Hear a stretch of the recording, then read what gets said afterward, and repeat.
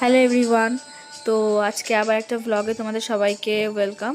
সকালবেলা মর্নিং ওয়াকে বেরিয়ে গেছিলাম। মর্নিং ওয়াক থেকে বাড়ি এসে দেন ফ্রেশ হয়ে টয়ে ব্রাশ ট্রাশ করে একটু খেয়ে তারপরে রান্নাঘরে ঢুকে গেলাম। প্রথমে মশলাটা বেটে নিচ্ছিলাম, যেহেতু আজকে চিকেন হবে। তোমরা আগের ভিডিওতে দেখতেই পেয়েছো আমি চিকেন রান্না করছিলাম। কলেজে যাওয়ার আছে তাই একটু তাড়াহুড়ো করছিলাম। মা ডাল করেছে, ভাত করেছে, ওগুলো সব মা করেছে। চিকেনটা আমি একটু হেল্প করছিলাম। মশলাটা ফার্স্টে রেডি করে নিচ্ছিলাম, আলুটা ভেজে নিলাম।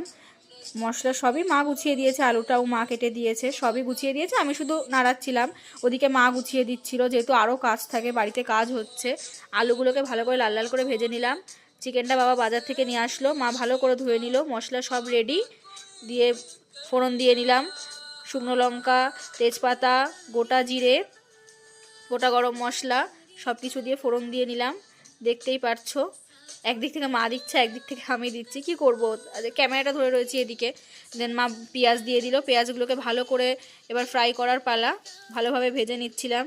মশলা তোমরা আগেও ভিডিওতে দেখেছো যে আমি মশলাটাকে খুব ভালো করে কষাই, যাতে খেতেও টেস্ট হয়। লবণ আমাদের মাংস ম্যারিনেট করার সময়ই দেওয়া ছিল, যার কারণে লবণটা আমি মশলা ভাজার সময় দিইনি, শুধু হলুদটাই দিয়েছি, তোমরা দেখতেই পারলে। কারণ মাই বললো লবণটা একটু পরে দিতে, লবণ ম্যারিনেট করার সময় অনেকটা দেওয়াই ছিল, তার জন্য লবণটা আমি স্কিপ করে গেছি। চিকেনটাকে ভালো করে সুন্দর করে কষিয়ে নিচ্ছিলাম। তার মাঝখানেও নানান কাজের চাপ, কলেজে যেতে হবে, বুঝতেই পারছো সকালবেলাটা অনেক চাপের ব্যাপার থাকে। মানে সময়ের জন্য প্রত্যেকটা ক্লিপ ঠিকঠাক নিয়ে নিতে পারি না, মানে অল্প অল্প করে তুলে রাখি যাতে দেখাতে পারি। এই যে চিকেনের ফাইনাল লুকটা দেখে বলো কেমন হয়েছে। লাস্টে মা নামিয়ে দিয়েছিল মা, তারপরে আমি ভিডিওটা করলাম। এই যে দেখো কেমন লাগছে, সবাই জানিও। Thanks for watching, tata.